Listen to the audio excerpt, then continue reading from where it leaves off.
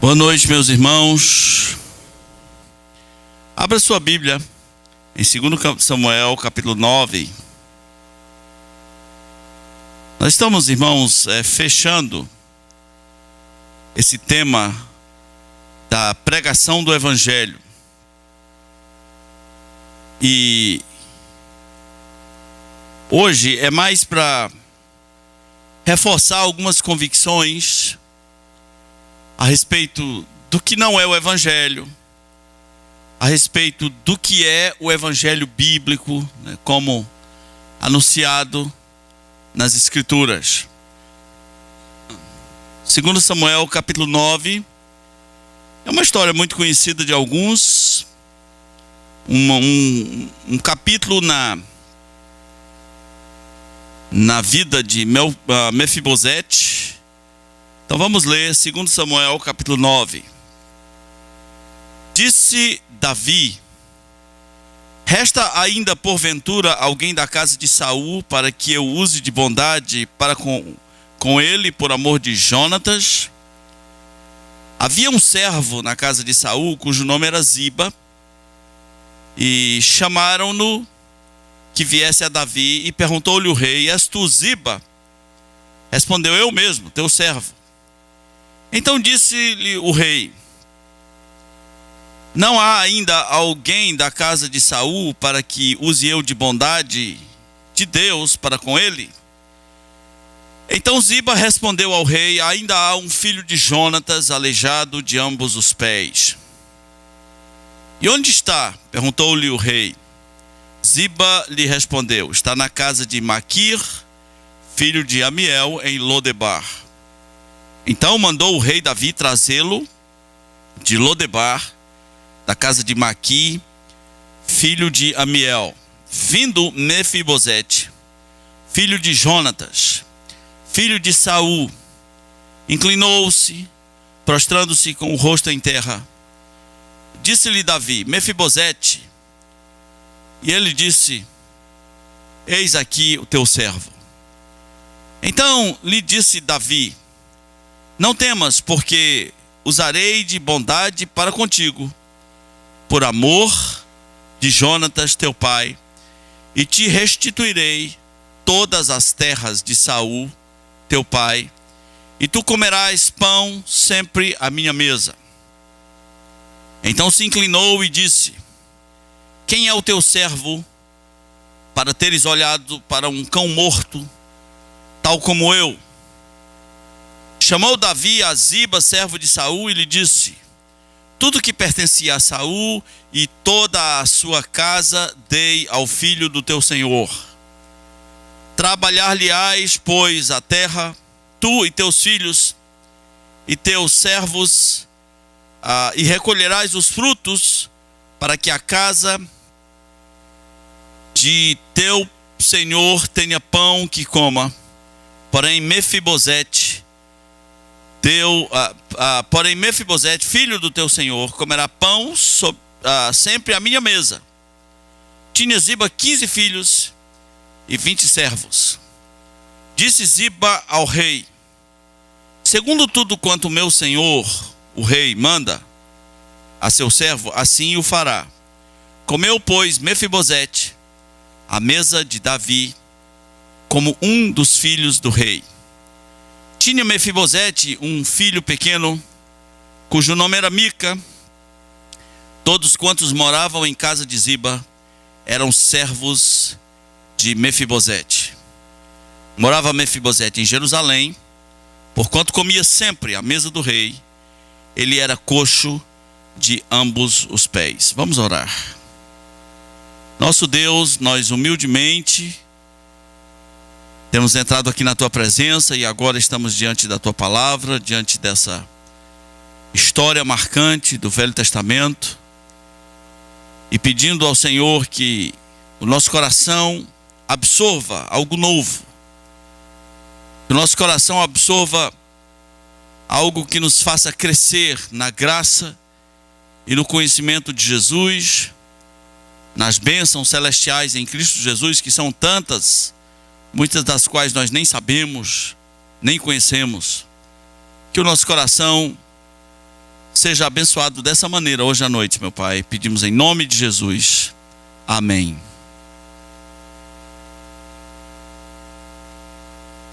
Você deve estar pensando assim: como é que vamos ter esclarecimentos a respeito do Evangelho num período do Velho Testamento onde não havia o Evangelho como conhecemos, onde não havia a época da graça, a dispensação da graça como nós conhecemos no Novo Testamento, quando Jesus não tinha vindo ainda?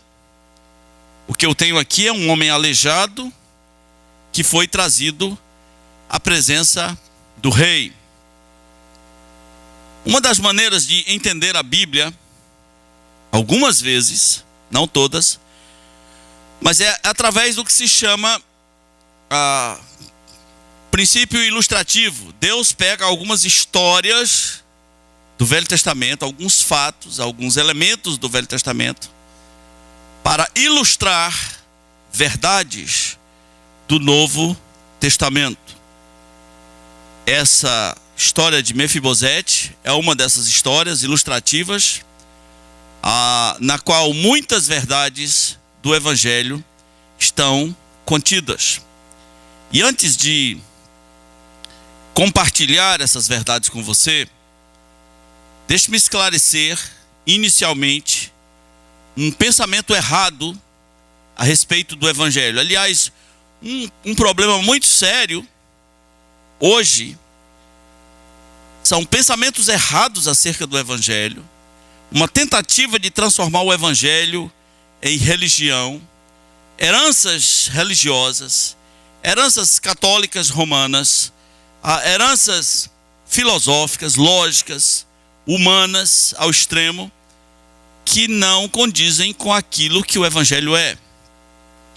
Um desses pensamentos, por exemplo, e é muito fácil cair nessa, é que nós, na nossa trajetória cristã, nós pensamos que o ser humano vai para o inferno pelo que ele faz. Qualquer pessoa, isso é a coisa mais comum do mundo. Você pergunta, por que uma pessoa vai para o inferno? Ele vai para o inferno porque ele faz isso e mais isso. Na lógica do Evangelho, uma pessoa não vai para o inferno pelo que ela faz. O que ela faz piora o inferno. O que ela faz intensifica o castigo. Aliás, se você não sabe, existem graus de castigo na eternidade. A Bíblia diz que aqueles que ouviram o Evangelho, que ouviram Jesus pregando, que viram os sinais de Jesus e não se arrependeram, no dia do juízo vai haver menos rigor para Sodoma e Gomorra. Vai haver menos rigor para Tiro e Sidom do que para aquelas pessoas. Então, se as pessoas não vão para o inferno pelo que elas fazem, então, pelo que elas vão para o inferno? É simples, meus irmãos, simples, porém chocante. Aperte seus cintos. As pessoas vão para o inferno não pelo que elas fazem, elas vão para o inferno pelo que elas são. Diante de Deus, o que as pessoas são é que lhe leva para o inferno. Coisas erradas todos nós fazemos. Talvez há pessoas que não conheçam o Evangelho, que têm um comportamento ético talvez mais louvável do que muitos crentes que acham que vão para o céu pelo que não fazem. Coisas erradas todos nós fazemos, temos uma natureza pecaminosa, mas acredite, antes de qualquer coisa, as pessoas serão condenadas pelo que elas são. E o que elas são? O que nós somos? Nós somos pecadores. Agora, na lógica do Evangelho também, originalmente nós não somos pecadores por prática. Se nós fôssemos pecadores por prática, as crianças não eram pecadoras. A prática piora tudo. Nós somos pecadores por natureza. Esta é a nossa natureza. Quando nós olhamos para uma criança, o nosso pensamento religioso nos leva a pensar que ela não é pecadora. Inclusive, nós a chamamos de inocente. Olha o inocente. Tão inocentezinho, bichinho, não é? Um dia Hitler foi um inocente, não foi? A mãe dele olhou para ele e disse: nem tem pecado, bichinho, né? Qual é a diferença entre uma criança e um adulto? Os meios. A criança ainda não tem todos os meios de colocar em prática o que é a sua natureza. Nós somos pecadores por natureza. Em Efésios capítulo 2, diz que Deus nos deu vida, estando nós mortos nos nossos delitos e pecados. E ele diz naquele texto que nós éramos como os demais. E éramos por natureza o quê? Filhos da ira, por natureza. Não precisamos fazer coisas erradas. Por natureza, filhos da ira.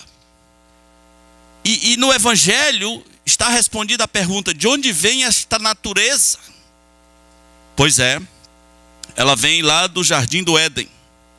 Um dia, o homem não tinha essa natureza. Ele era puro, perfeito. Diz o livro de Eclesiastes capítulo 7 que Deus criou o homem perfeito.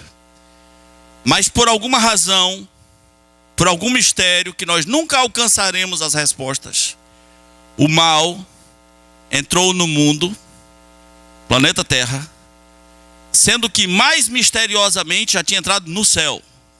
É para acabar de decretar a nossa incapacidade de compreender a origem do mal. E eu não quero queimar meus preguiçosos neurônios tentando descobrir a origem do mal. Mentes muito mais brilhantes do que a minha já tentaram, e a minha nem é brilhante, já tentaram, e nem de longe se aproximaram de uma resposta satisfatória. O que nós sabemos é que o mal um dia entrou no mundo. O mal é tão assustador que os gnósticos, que eram uma concorrência do cristianismo no primeiro século, eles disseram o seguinte: eles precisavam de uma explicação para o mal. E eles disseram que Deus, Espírito, bom, puro, justo e santo, criou todas as coisas boas, criou todas as coisas espirituais. Mas um dia, tipo um irmão de Deus, olha a loucura, uma parte de Deus, que eles chamaram de demiurgo, criou o mal e criou a matéria. Agora, quem disse isso para eles, eles não explicam até hoje. Mas essa é a crença do gnosticismo sobre a origem do mal. Sabe qual é a minha explicação para a origem do mal? Eu não tenho. Eu sei que aconteceu, que existiu, mas eu não tenho as respostas. Não nos foi revelado, porque Deus permitiu que o mal habitasse um lugar santo. Então Satanás, o instrumento pelo qual veio o mal ao mundo, veio ao jardim do Éden ensinar o homem a pecar. Seduziu os nossos primeiros pais, seduziu Adão e Eva, ofereceu-lhes da árvore proibida, do conhecimento do bem e do mal. Eles provaram e aí deu tudo errado. Deus tinha feito uma aliança com a raça humana, quando a raça humana era composta apenas de duas pessoas. Quem eram as duas pessoas? Adão e Eva. E Deus fez uma aliança com a raça humana. E nós estávamos em Adão e Eva. Nós estávamos no DNA, estávamos na semente de Adão e Eva. E num certo sentido Deus fez aliança conosco. Deus fez aliança com Hitler. Deus fez aliança com Davi. Deus fez aliança com toda a raça humana, dizendo para os dois representantes: no dia que vocês comerem da árvore do conhecimento do bem e do mal, vocês morrem. Satanás disse: não vai morrer, é certo que não vai morrer, não é assim, vocês vão ser igual a Deus. Eles pagaram para ver e experimentamos a morte. E muitos experimentarão a morte eterna por causa, como diz a Bíblia, não minimize, a Bíblia diz, pela desobediência de um só. Não foi nem pela nossa, foi pela desobediência de quantos? Romanos 5? Um só. Veio o pecado, e pelo pecado a morte, e a morte passou a todos os homens.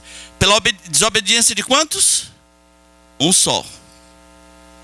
Você não é pecador porque peca. Você peca porque é pecador. É parecido, mas não é igual. Você não é pecador porque peca. Você peca porque é pecador. Essa é a sua natureza. Um dia Paulo olhou para dentro de si, reconheceu essa natureza e disse: miserável homem que sou, quem me livrará do corpo dessa morte? Quando Adão e Eva, os representantes nossos na aliança, aí você pode perguntar assim: mas está errado fazer uma assembleia com 2, representando milhões? Tá não. Até hoje é assim. O princípio de cabeças representativos reina até hoje. Se Michel Temer declarar uma guerra contra os Estados Unidos, eu não tive nada a ver com isso. Mas pago ou não pago? É claro que pago. Eu concordo com a guerra ou não? Não, eu não estava lá. Se eu estivesse lá, eu diria: Temer, não faz isso, Temer. Não tem nada a ver com questões de justiças humanas. Tem a ver com representatividade. Se seu pai perder a casa da família no jogo do bicho, está errado. Mas quem paga o pato? A família. E a família concorda? Não. E não adianta a família dizer é justo ou injusto. Está acima disso, está muito além disso. Vai pagar. Se seu pai transmitiu doença venérea para sua mãe e você herdou os genes disso, não tem como voltar atrás e dizer está errado. É claro que está errado. Mas passou. Ele era o representante. Então os nossos representantes, Adão e Eva, fizeram tudo errado. E a raça humana, representada ali em Adão e Eva, foi toda condenada como pecadora. Foi expulsa do paraíso. Não teve mais acesso à árvore da vida para viver eternamente. Agora tem medo de Deus, agora se esconde atrás da árvore, agora distorce tudo, agora cria uma religião, agora cria seus próprios meios de justiça para tentar encobrir seu pecado diante de Deus. Vai precisar de Deus para sair dessa arapuca na qual se meteu. Vai precisar de Jesus, que mais tarde viria para morrer na cruz pelos nossos pecados. Porque assim como pela desobediência de um só, muitos se perderam. Assim também, pela morte de um só, lembra, são 2 Adãos. Adãos ou Adões? 2 Adãos. Pela morte de um só, muitos foram salvos. O princípio é o mesmo. O que isso tem a ver com o aleijado Mefibosete? Coxo dos 2 pés. Mefibosete é uma pessoa que está numa situação, você não gostaria de estar na situação dele. O principal problema dele não é ser aleijado. O principal problema dele é que um representante dele também fez meleca. Ele é filho de rei, do rei Saul. E o rei Saul se envolveu com as piores coisas. O rei Saul quis atacar de sacerdócio. O rei Saul perseguiu o rei Davi. O rei Saul se envolveu com bruxaria, feitiçaria. Fez consultas a uma médium, tentando buscar informações do além. O rei Saul perdeu o reino. Ele e seu filho Jonatas morreram. Os filisteus levaram seu corpo, levaram sua cabeça.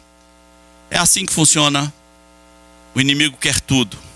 Mas pelas leis da época, o que acontecia com o filho de um rei morto? num reino que era substituído por um novo rei. O que acontecia? Esse filho do rei tem que morrer. Essa é a sentença, essa é a situação de Mefibosete, porque o seu representante fez tudo errado. Mefibosete deveria morrer. Mefibosete está escondido em algum lugar. Ele não pode nem correr. Ele é aleijado dos 2 pés. Se Davi fizer uma caçada para matar Mefibosete, talvez ele não tenha a menor chance. Pelas leis da época, por que ele tem que morrer? Para que ele não venha reivindicar o trono. Para que um dia ele não monte um exército, e isso era muito fácil de acontecer, para que um dia ele não monte um exército de mercenários a seu favor e queiram tomar o reino com base no argumento de está aqui o filho do rei, o reino é dele, nós vamos tomá-lo. Então, ele tem que morrer. Davi assumiu o reino agora. Ele é o rei. E ele faz uma pergunta. A pergunta dele não é assim: existe algum descendente de Saul que eu possa matar? Não. A pergunta é exatamente o contrário. Olha comigo. 2 Samuel capítulo 9, versículo 1. Resta ainda porventura alguém da casa de Saul para que eu use de bondade para com ele? Que pergunta mais estranha, meus irmãos. O rei não quer matar. O rei quer usar de quê? De bondade. Mas aí ele acrescenta uma informação muito importante. Por amor de quem? De Jonatas. Jonatas era o filho de Saul, que um dia Davi fez aliança com ele. E a aliança dizia assim: eu jamais vou ferir a tua descendência. Eu jamais. Mefibosete não é filho de Saul, assim diretamente. Ele é neto, ele é filho de Jonatas. E um dia Davi fez uma aliança: eu jamais atacarei a descendência de Jonatas. Veja que as coisas estão começando a mudar, porque existe um representante de Mefibosete que fez coisas certas, fez uma aliança, protegeu Davi. Então, se você fosse Mefibosete, escondido em algum lugar, você lá, manco dos pés, sem poder se movimentar muito, sem perspectivas de vida, e um dia alguém chegasse e dissesse assim: o rei quer falar contigo. O que você imaginaria? O que você pensaria? Eu vou morrer, né? Eu vou morrer. Puxa, já me acharam aqui. Me descobriram. Eu vou morrer. E ele sabe que pelas leis da época isso é extremamente fácil. O rei procura esse homem chamado Ziba, que era empregado do pai de Mefibosete, e manda trazer Mefibosete.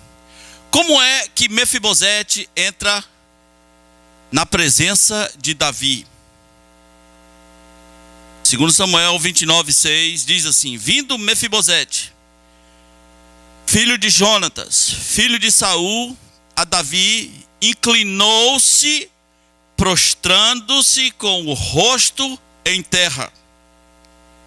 Disse-lhe Davi: Mefibosete. E ele disse: eis aqui o teu servo. Nesse momento, meus irmãos, em que ele está diante do rei, que num certo sentido representa Deus,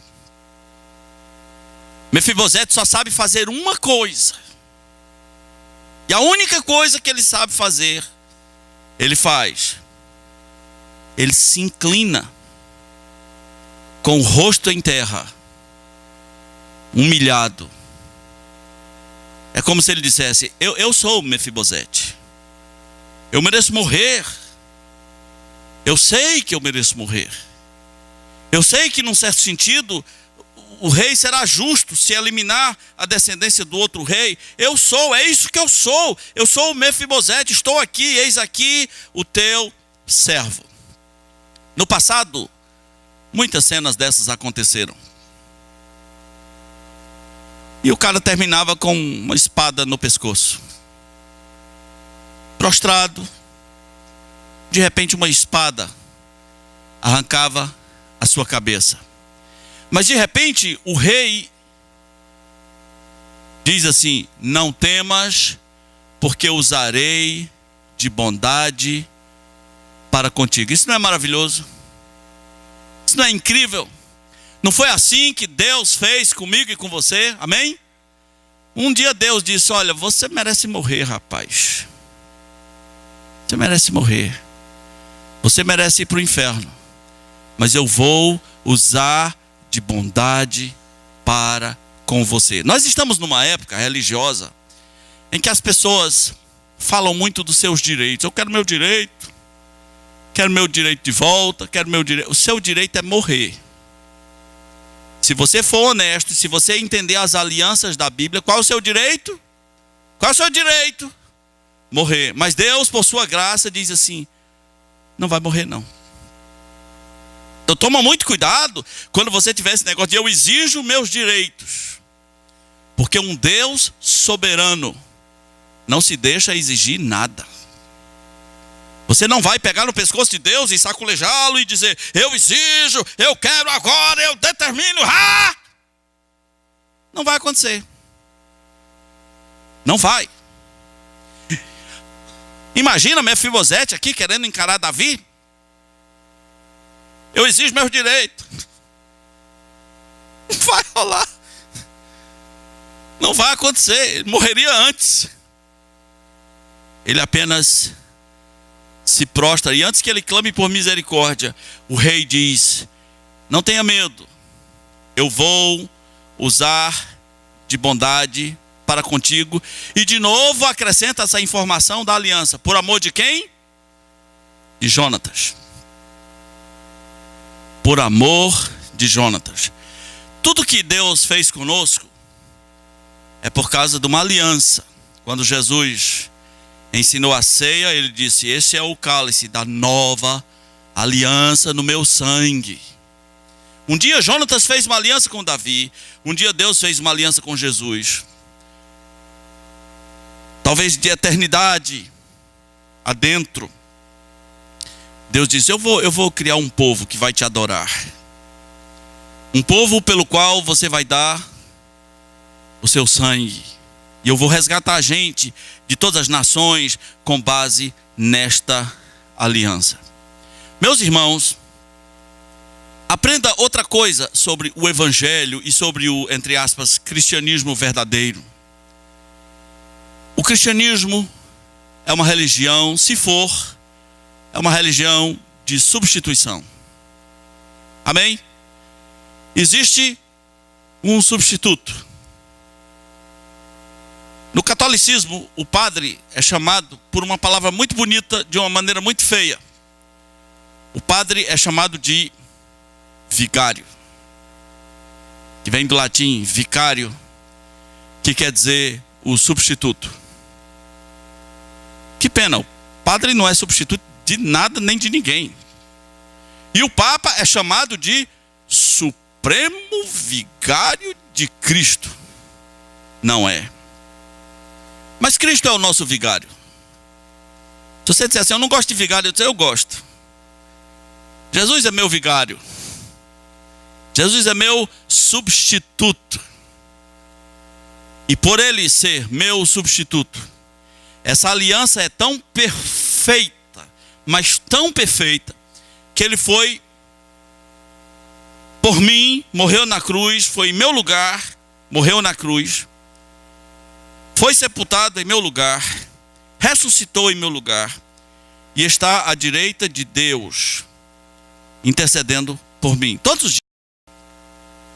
E como se não bastasse, a Bíblia diz que eu estou escondido nele, guardado nele. Eu não tenho a menor chance de me perder.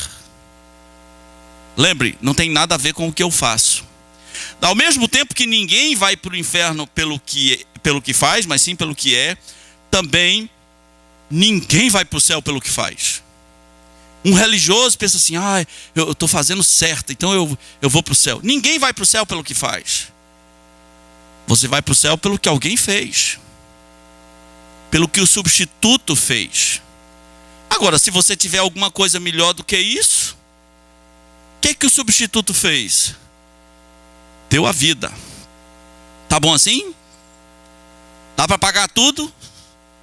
Uma vida de um homem santo, com sangue puro, derramado, para nos comprar, para pagar o preço do nosso pecado.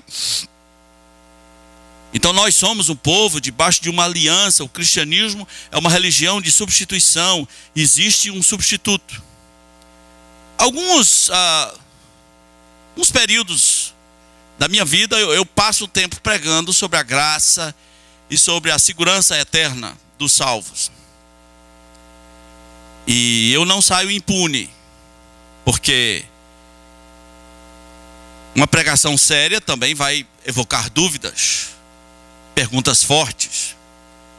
E as pessoas arranjam todo tipo de palavra na Escritura para tentar dizer assim, olha, perde a salvação, está vendo aqui?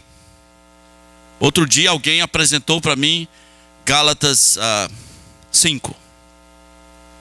As obras da carne. Que são inimizades, porfias, feitiçarias, ciúmes.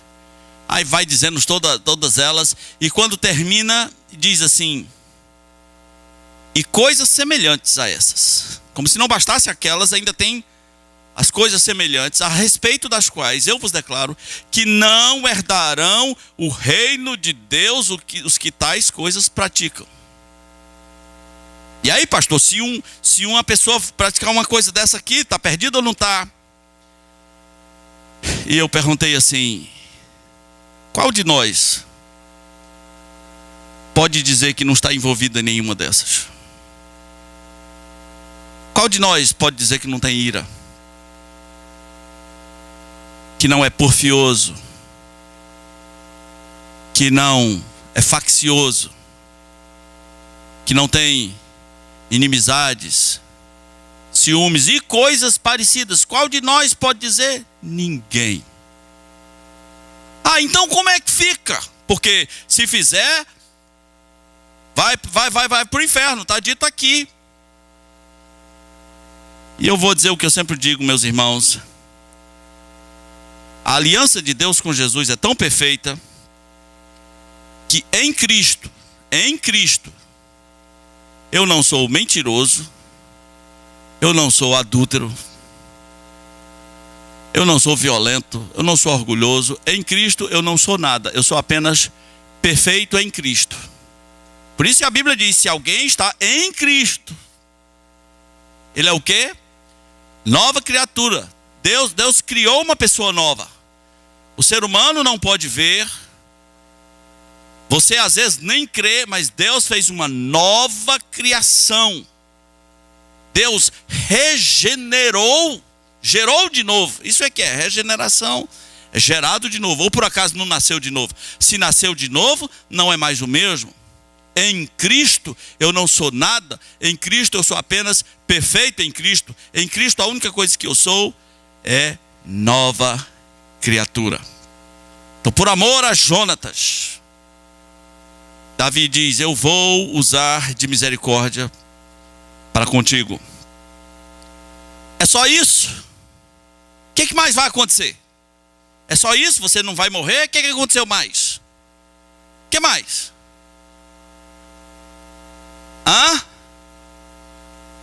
Vai comer na mesa do rei. Tem mais esse bônus. Eu gosto de comer. Então esse papo de comer me chama a atenção. Então, vai comer na mesa do rei todos os dias. Peraí, que mudança, hein? O cara que estava destinado à morte, agora vai morar no palácio. Vai comer, aonde? Na cozinha? Na mesa do rei todos os dias. O que mais aconteceu? Como se fosse filho do rei, né? O que mais aconteceu? Você vai receber todas as terras de volta. todas as terras de seu pai. O que mais aconteceu?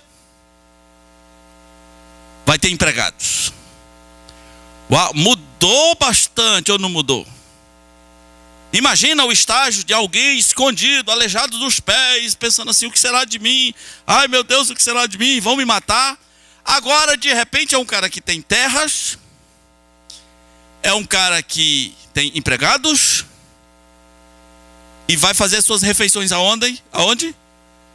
Na mesa do rei, no palácio, com as honrarias de uma pessoa que é do palácio. Isso é muito parecido com o que a Bíblia diz sobre nós.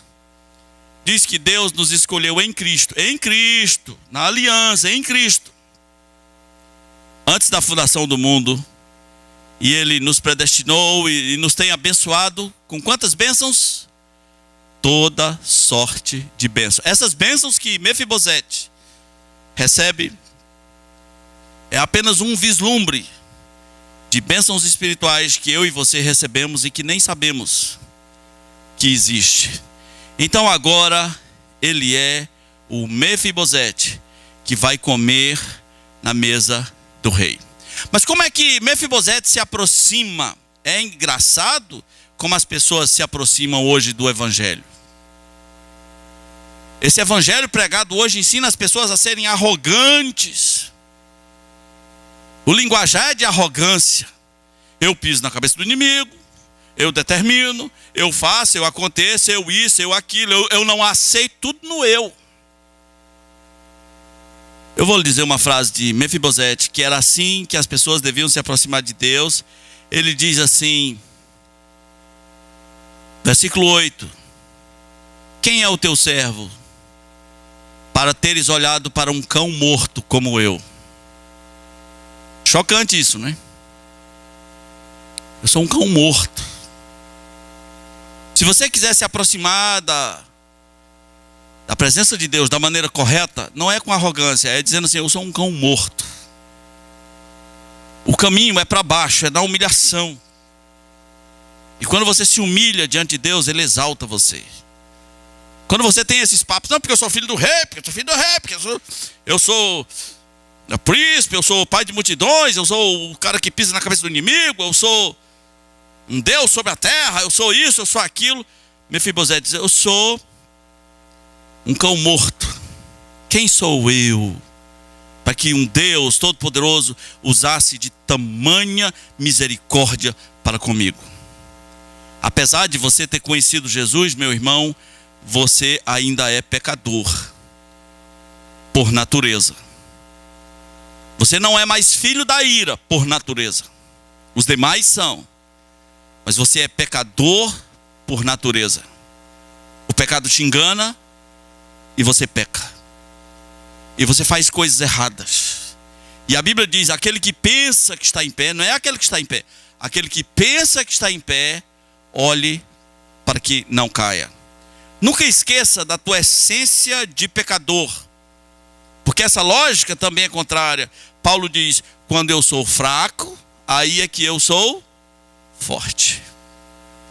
Há idiotas o bastante nesse mundo para jejuarem, e eu tive um amigo que fez isso, para jejuarem, orarem por tantos dias e ir para o meio da rua e dizer, venha Satanás, vem agora para você ver. É um idiota, né? Se não é a graça de Deus, Satanás lancha você no café da manhã, irmãos. Pedro era arrogante, Pedro achava que nunca seria enganado por Satanás, Pedro achava que nunca trairia Jesus, negaria Jesus, mas negou 3 vezes. Se continuasse, negaria mais. Você é fraco. Você é capaz de coisas que você nem imagina que você é capaz. Mas na tua natureza pecaminosa, tem potencial para fazer tudo que é errado. Você só está melhorzinho pela graça de Deus. Talvez pelos valores que a tua família te ensinou. Talvez por falta de oportunidades. Em alguns momentos da tua vida, se você tivesse tido a oportunidade, tinha se arrebentado todo. Talvez por ter sido criado no evangelho, você absorveu alguns valores. Mas dentro de você, você não é melhor do que ninguém.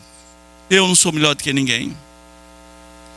Paulo chega a essa conclusão e diz: miserável homem que sou, quem me livrará do corpo desta morte? Graças a Deus, por Cristo Jesus.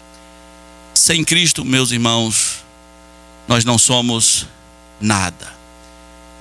Mefibosete, entendeu? Eu sou um cão morto, eu deveria morrer. O que eu sou daqui para frente é alvo, é por causa da misericórdia do rei.